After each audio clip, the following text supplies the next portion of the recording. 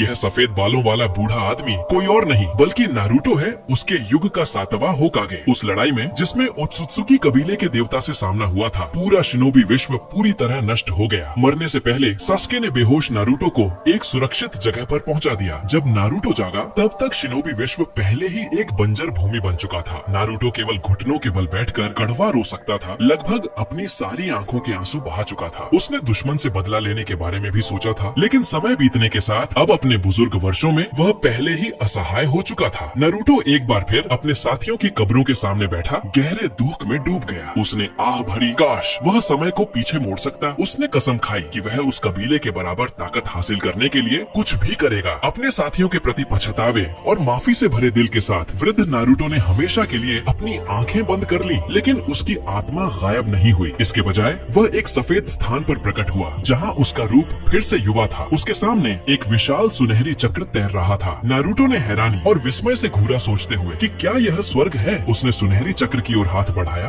और अचानक चारों ओर तेज रोशनी फूट पड़ी। नारुतो ने पाया कि उसकी चेतना एक सुरंग से गुजर रही है। जब वह फिर जागा, उसने महसूस किया कि वह तेज गति से चल रहा है। पास के पेड़ पर रुककर हैरानी से देखा कि वह सफेद चोगा पहने था और उसके शरीर में फिर से जीवन था। नारुतो उलझन में पड़ गया। यह वह समय रेखा थी जब सस्के और इटाची अपनी अंतिम लड़ाई करने वाले थे। उनका मिशन था सस्के के ठिकाने का पता लगाना। नारुतो का दिल उत्साह से धड़क उठा। उसने कभी नहीं सोचा था कि उसका मजबूत विश्वास सचमुच उसकी आत्मा को 16 साल की उम्र में फिर से जन्म लेने देगा। उसी समय काकाशी पास आया, हैरान कि नारुतो अचानक क्यों रुक गया। अन्य कोनोहा निंजा भी उसके चारों ओर रुक गए। भविष्य में जो साथी मर चुके थे उन्हें देखकर नारुतो का दिल दुख से भर गया। उसने आंसुओं को रोककर शांत रहने का नाटक किया और कहा कि वह ठीक है। फिर उसने काकाशी से सवाल किए ताकि समय रेखा का सही बिंदु पक्का कर सके। दो बड़े घटनाक्रम होने वाले थे, इटाची और सस्के की अंतिम लड़ाई और जिराया का हिडन रेन विलेज में प्रवेश। समय कम था। नारुतो के पास टीम को समझाने का वक्त नहीं था, इसलिए उसने अस्थायी रूप से सस्के की खोज करने वाली टीम छोड़ने का निर्णय लिया। उसे पता था कि सस्के और इटाची की लड़ाई घातक नहीं होगी, लेकिन जिराया की स्थिति अलग थी। उसे अपने गुरु को बचाने के लिए रेन विलेज पहुंचना ही था। नारुतो की अचानक की गई कार्रवाई से काकाशी पूरी तरह उलझ गया। वह समझ नहीं पा रहा था कि नारुतो के लिए सस्के को ढूंढने से ज्यादा महत्वपूर्ण क्या हो सकता है। काकाशी ने शांतिपूर्वक कहा कि जब तक नारुतो के पास टीम छोड़ने का बहुत अच्छा कारण न हो, वह इसे अनुमति नहीं देगा। आखिरकार उस समय नाइन टेल्स का जिंचुरिकी होने के नाते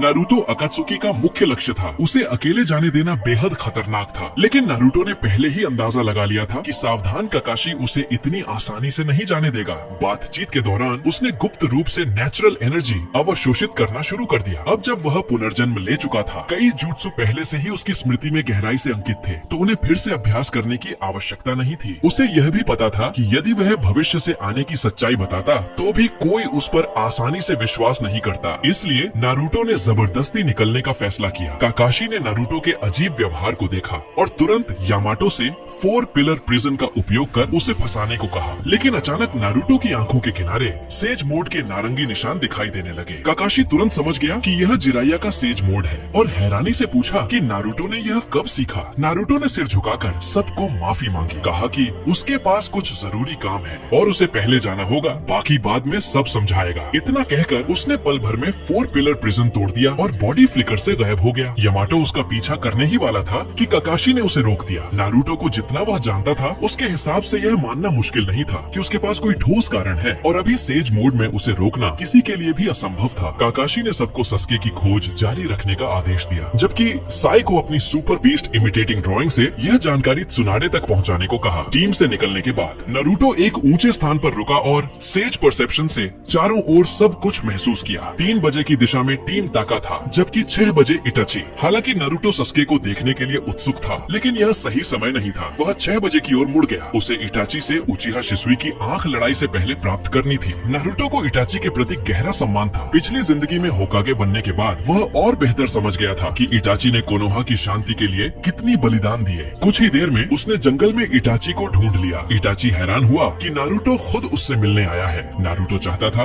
कि इटाची सस्के से लड़ाई छोड़ दे। उसे पता था कि इटाची की सेहत का मतलब था कि उसकी जिंदगी में कुछ ही दिन बचे हैं, लेकिन इटाची अड्डा हुआ था क्योंकि यही लड़ाई सस्के के मंगेक्यो शेरिंगन जगाने का तरीका तथा नारुतो जानता था कि ओत्सुत्सुकी से लड़ने के लिए सस्के की शक्ति बेहद जरूरी है। इटाची वह व्यक्ति था जो रहस्य रख सकता था, इसलिए नारुतो ने मुट्ठी भिड़ाकर भविष्य की सच्चाई उसे बता दी। हैरान करने वाली सच्चाई ने इटाची की मान्यताओं को हिला दिया। वह इसे आसानी से स्वीकार या विश्वास नहीं कर पा रहा था, लेकिन नारुतो के अचानक बदलाव को देखते हुए उसे अंदाजा हुआ कि यह शायद सच है। सब कुछ सुनने के बाद इटाची को सांत्वना और दुख दोनों महसूस हुए। सांत्वना इस बात की कि हालांकि आखिर में सस्के भटक गया, लेकिन उसने कोनोहा और शिनोबी विश्व की रक्षा की, उचिहा नाम को पुनः स्थापित किया और यहाँ तक कि उसकी एक बेटी भी हुई, सरादा। ये सोचकर इटाची के होंठों पर हल्की मुस्कान आ गई, लेकिन वह दुखी भी था कि आखिरकार सस्के और कोनोहा इतने दुखद अंत से गुजरे। नारुतो ने सोचा कि नियति के मोड़ से उसे इस युग में फिर से जन्म मिला है। इस बार वह उस अंत को कभी दोहराने नहीं देगा। उसने इटाची से माफी मांगी और कहा